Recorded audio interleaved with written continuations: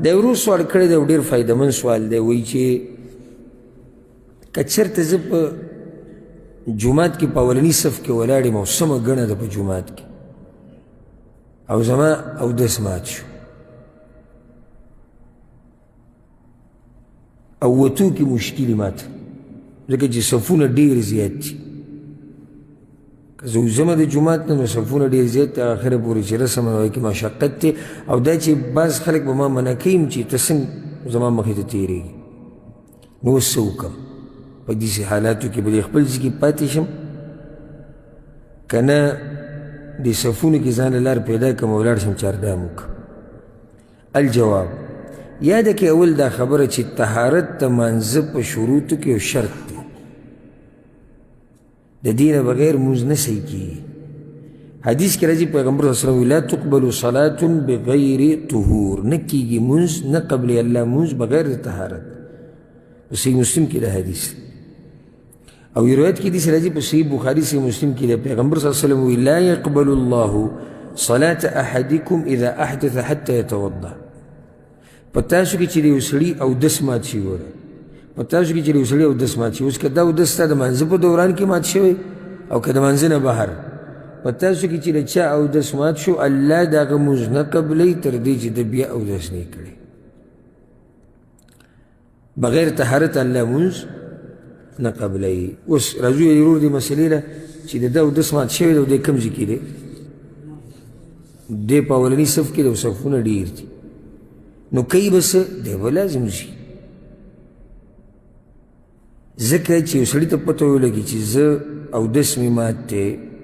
او بیا هم ولاړ یو عبادت کوي دا خو دې د عبادت سپکاوی کوي. اوس که دی دا وایي چې نه زه مونځ نه کوم هسې زه لکه داسې ولاړ یم لکه چې وایي زه مونځ کوم بیا هم نه ده پکار دی به لاړ شي اودس به بیا تازه کړي یا اودس به بیا وکړي تازه نه اودس به بیا وکړي ځکه چې مات شوی دی او د اول سر نه بیا مونځ شروع کړي. مسله دا ده چې د صفونو دا وتو څه چل به کوي که چېرته دا طاقت لري چې دی وځي د دې ځای نه او اودس وکړي او بیا راشي او د جمع کې ورته څه میلاویږي نو بیا خو له ورته پکار دي. ولې ورته پکار دي؟ ځکه چې د جمع راګیره کړي بیا هغه څه چې تېر شوي دي هغه خو تېر شو د ده داسې اوس مثال دی لکه ده چې د سره مونځ نه یې کړی و لکه داسې به ووایو یو سړی دی ماسخوتن په منځه کې ولاړ دی په اولني رکعت کې اودس مات شو او دی وایي چې زه وځم نو بیا پکې ماته رکعت کېدی شي 2 رکعته میلاو شي او که دوه نه یو رکعت خو به راګیر کړه نو بیا وله ورته پکار دي. اوس مثال کې د جمعې مونځ دی د جمعې مونځ چې رکعت راګیر نه کړو خو د جمعې مونځ نه لاړ لکه یو رکعت خو اودس مات شو که دا بل دې راګیر نه کړو نو د جمعې مونځ نه لاړ بیا به د ماسپښین مونځ کې نو داسې ټیم کې به ته انتظار کې ناست به چې صفونه ډېر دي وځې به کېدای شي بعض خلک ما منع کړي که څوک تا منع کړي دا د هغه جهالت دی. وجه دا ده چې د امام ستره دا د مقتدي ستره ده چې کله امام ولاړ وي هغه ته ستره پرته وي که نه نو د شاته خلکو په مخ کې که ته تېر شي دې کې څه ګناه نه شي ځکه چې د دوی ستره د امام ستره ده چې د هغه چا په مخ کې نه شي تېرېدی چې هغه ځان له ولاړ مونځ کوي یا امام وي هم د سترې نه دې خوا مونږ وایو سترې نه اخوا نه شي تېرېدی سترې نه دې خوا خو تېرېدی شي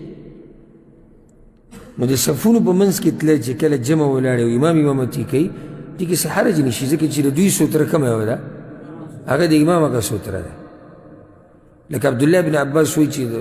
حج کې زه رالم او په خره باندې سور ومه او پیغمبر صلی الله علیه وسلم مونځ ورکوو زه د صفونو په منځ کې ورننوتم خر مې ودرو او زه د لمانځه کې شریک کېدم نو صفونو په دې منځ کې ورالم او چا په ما باندې انکار ونه کړو. ښه دویم حال داسې کېدی شي یو سړی دی اودس یې مات شو د مانځه په اخرني رکعت کې یا په اخرني نه مخکې رکعت کې او صفونه ډېر دي ورته ګران دي او بیا چې دی اودس کې راځي ته پته یې چې زه نور مونځ نشم راګیرولی او ورته هم ګران دي نو بیا که چېرته دی انتظار کوي دغه ځای کې د مونځ د ختمېدو او بیا ځي اودس کې او بیا به د سر لمونځ کوي، نو هېڅ حرج نشته. خو چې ورته پته وي چې زه په دې جمع کې سره ګیرولی شم، نو بیا ورله پکار دی چې وځي. والله اعلم. ښه، دا یو ورو سوال کړی دی چې